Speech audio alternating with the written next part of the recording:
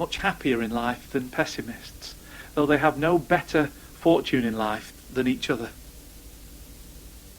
The reason I say that is, you see, if there's two people here and they're both dreading a certain situation, there's a situation come up in their lives and they're thinking, oh no, how's this going to turn out? You see, neither of them will have any better fortune at that end, because life's just like that. We've got to just deal with whatever life throws up. But you see, the difference is that if that was a timeline, you see, the optimist, from there to the outcome, has been hoping for the best, so he's been happy, hasn't he? The pessimism is saying, oh, it's going to be awful. Outcome's the same. One was depressed for that whole stretch of time, the other was happy. That's why 1 Corinthians says that love, 1 Corinthians 13 says that love hopes all things. It's optimistic. It looks at things optimistically. It's not a pie in the sky kind of idea. It's real wisdom, that optimism. So that's one aspect of it, that hope is the engine of endurance. That's one tremendous benefit.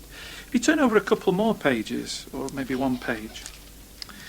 1 Thessalonians chapter 5 and verse 8 just gives one other vital benefit to hope.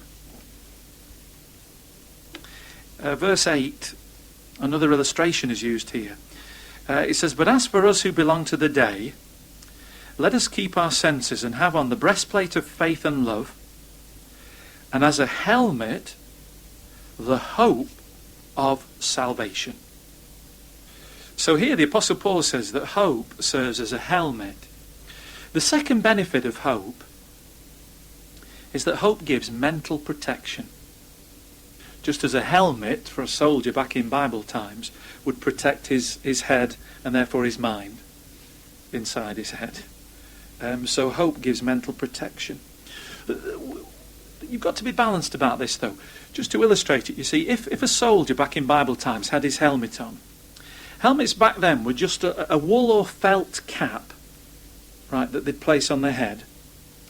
And then they'd have like a copper or bronze helmet that would fit over the cap. I always imagine those with that big brush on the top, do you? From Ben-Hur. And they'd wear this hat, a Roman helmet. And what we're saying is, though, that say a soldier was, sword fighting somewhere on the distant corner of the realm or something, and then a barbarian came up behind him without him knowing with a club.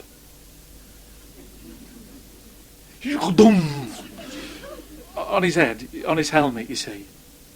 Would he just shrug it off as though nothing had happened? He'd be knocked bow-legged, wouldn't he?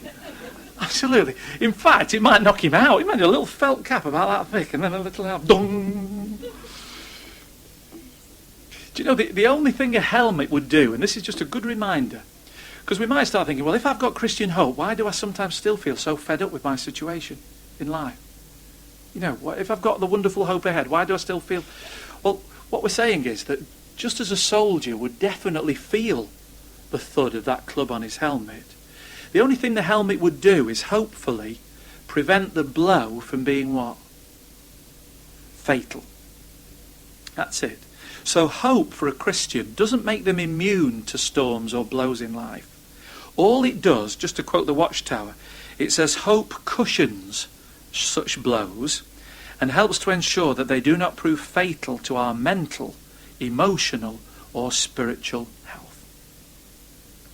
Like just in chapter 4, if you're still opening 1 Thessalonians, chapter 4 verse 13, speaking about losing a loved one in death, he says, moreover, brothers, we do not want you to be ignorant concerning those who are sleeping in death, that you may not sorrow just as the rest also do who have no hope. The point we just want to draw from that is it doesn't say they won't sorrow, does it? It says, but he says you just won't sorrow quite as bad as those that don't have any hope. So it just cushions blows in life and gives us mental protection. And that's very valuable in the days in which we live, isn't it? Especially when all the storms blow up in our life. So if it's so valuable, hope, how can we cultivate it or strengthen our hope? Well, there's two ways as well we want to suggest that you do that. Turn to Romans 15. This is a great one. because it's so specific. Don't you love the scriptures when they're nice and clear and specific? And this certainly is that. How can we develop Christian hope, strengthen our hope? Well, look at verse 4 of Romans 15. It says, "For all the things that were written aforetime were written for our instruction, that through our endurance and through the comfort from the scriptures, we might have hope." So the whole purpose of that verse is to give us hope, isn't it? How does it say we can have this hope? Well, it says through the scriptures. All the things that were written aforetime were written so as to give us hope. I guess it's thought really that when you read all the things that Jehovah's promised in the past, what always happens with Jehovah's promises? We can read it for ourselves, can't we? That they always come true. And that gives us firm and sure hope, doesn't it? That what he promises again for the future will come true too. Now, what I'd like to do is I'd like to just give you a little bit of homework as a congregation. Is that okay? Now, you don't have to do this because obviously there's no pressure from this visit. But this is what I'd like you to do, that if you want to strengthen your hope and gain all the benefits that come from that, the Kingdom Ministry of September 1993 made a comment which I will read to you now. What it was giving was a minimum study schedule for us to keep our hope strong and keep alive spiritually. A minimum. In other words, this is the minimum that we need to do to keep our hope bright. Are you ready? I'd like you to make a note of these things. Okay. 4 things. And they're achievable. They'd have to be achievable, or God wouldn't ask us to do them, would he? But these are 4 things that are achievable, that will keep our hope bright. And these are them. The first thing is, can we do the daily text every day? Okay, that's number 1. Number 2, can we keep up with the weekly Bible reading? That's the few chapters that we read and discuss on a Tuesday night. Okay, so that's the weekly Bible reading. Number 3, prepare for the congregation book study. Which is fairly obvious, isn't it? Which I think we'll be pleased he's moving on to a different book, isn't it? We're going into the Worship God book. Even though the Isaiah book's been absolutely fantastic.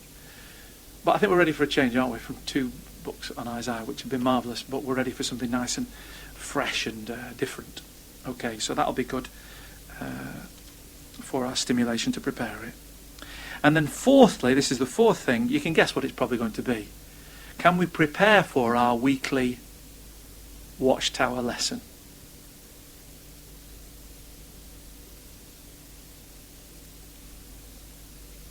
And I'll quote it. The Kingdom Ministry said that should be a minimum goal for all of us. A minimum goal for all of us. Because the danger is, you see, that once, if we maybe neglect these things and we let other things steal our time away, what can happen is that our hope starts to wane.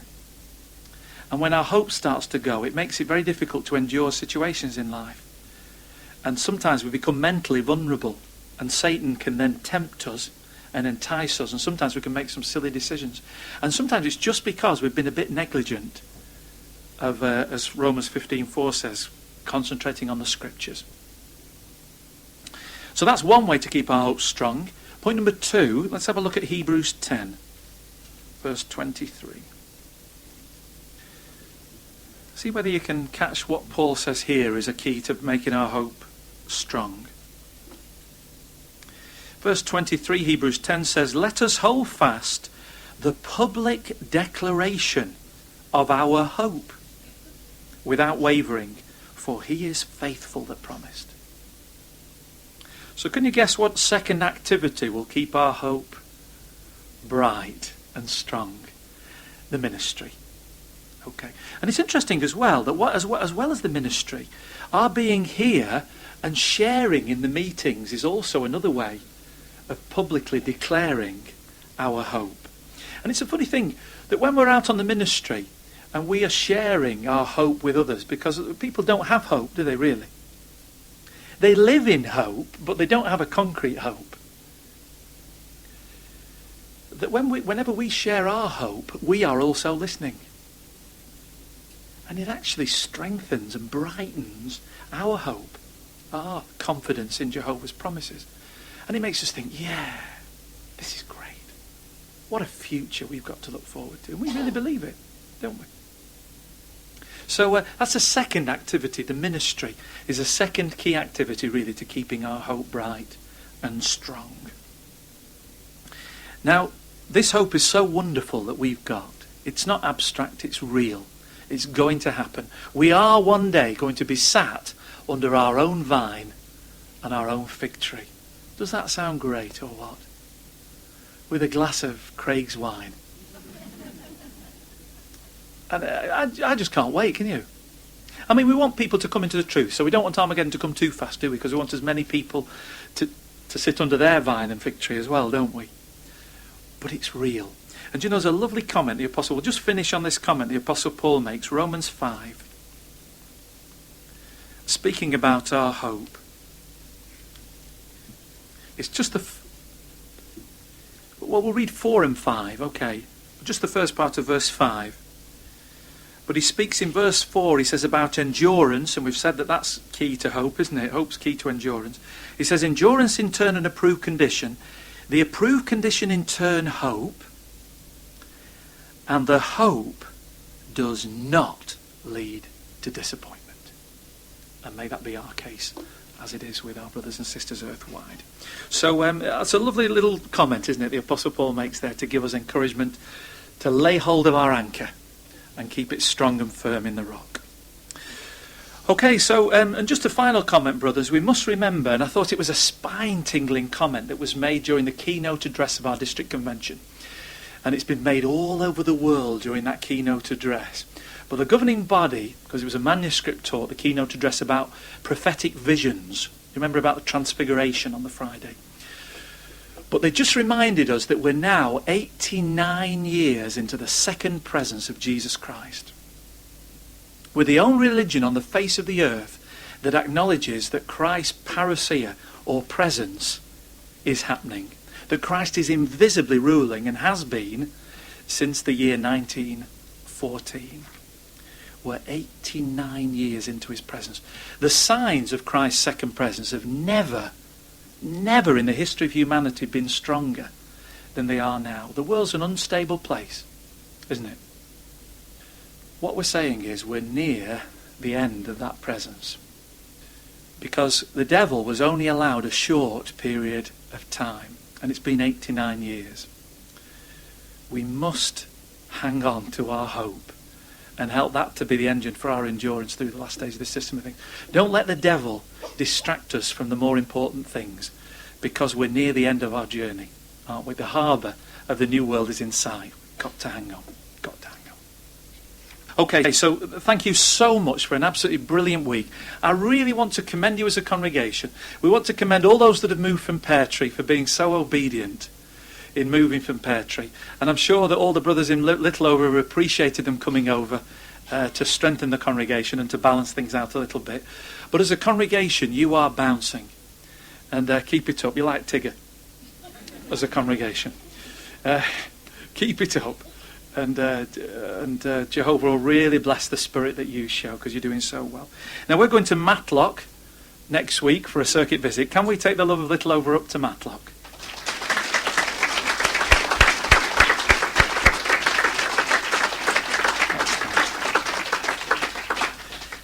We're together again on the 9th of November. Where are we going to be on the 9th of November?